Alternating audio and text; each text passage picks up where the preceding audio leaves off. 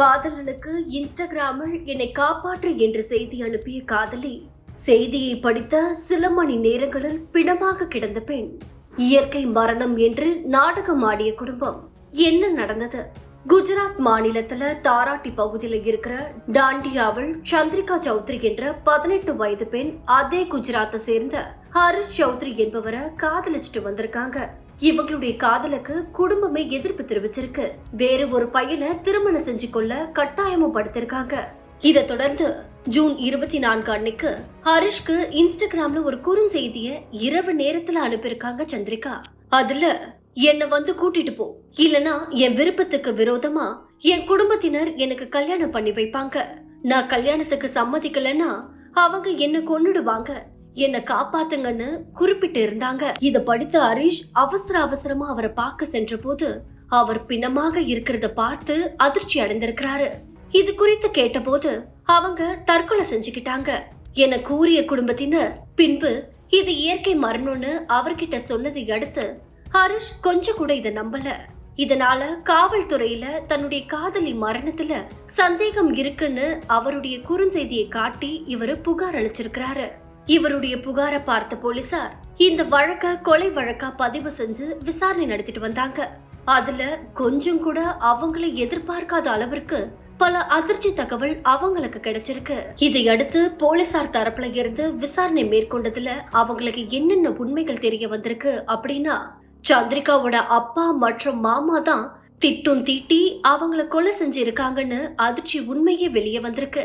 இதற்கு காரணம், கொலைக்கு சில நாட்களுக்கு முன்புதான் சந்திரிகா ஹரிஷோட வீட்டை விட்டு வெளியே ஓடி இருக்காங்க. இத தெரிஞ்சுக்கிட்ட பெண்ணோட குடும்பம் உடனே போலீஸ்ல புகார் அளிச்சிருக்கு. போலீஸும் அந்த ஜோடியை கண்டுபிடிச்சிருக்காங்க. இத தொடர்ந்து போலீசார் பெண்ணை சமாதானம் செஞ்சு அந்த பெண்ணை குடும்பத்தோட அனுப்பி வைத்திருக்கிறாங்க. இந்த நிலையில தான் ஹரிஷுக்கு சந்திரிகா கிட்ட இருந்து மெசேஜ் வந்திருக்கு.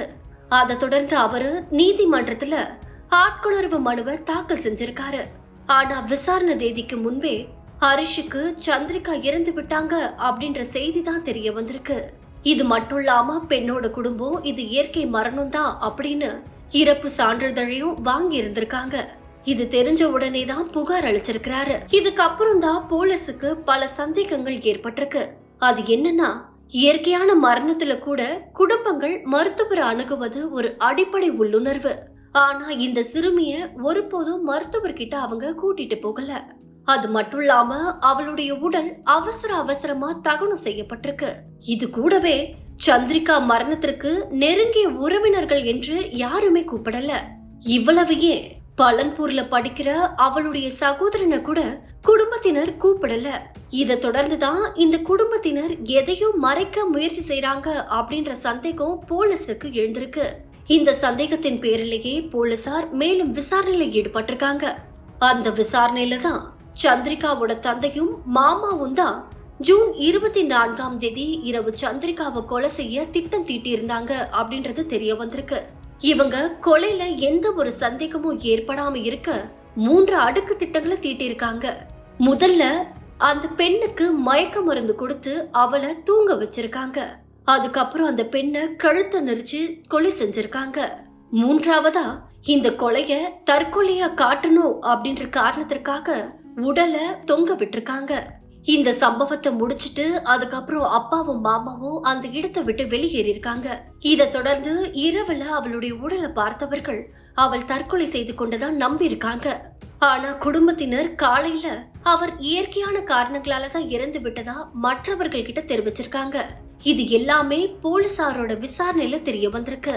இதை தொடர்ந்து தொழில்நுட்ப பகுப்பாய்வு, சூழ்நிலை சான்றுகள் மற்றும் முரண்பட்ட அறிக்கைகளின் அடிப்படையில இது திட்டமிடப்பட்ட கொலை என்று முடிவு செய்யப்பட்டு தாரா காவல் நிலையத்துல ஒரு கொலை வழக்கு பதிவு செய்யப்பட்டது. அதுக்கப்புறம் அவருடைய மாமா உட்பட 2 பேர் கைது செய்யப்பட்டிருக்காங்க. அதே நேரத்துல சந்திரிகாவோட தந்தை தலைமறைவாகி இருக்காரு. போலீசார் அவரையும் தேடும் பணியில ஈடுபட்டுட்டு வராங்க.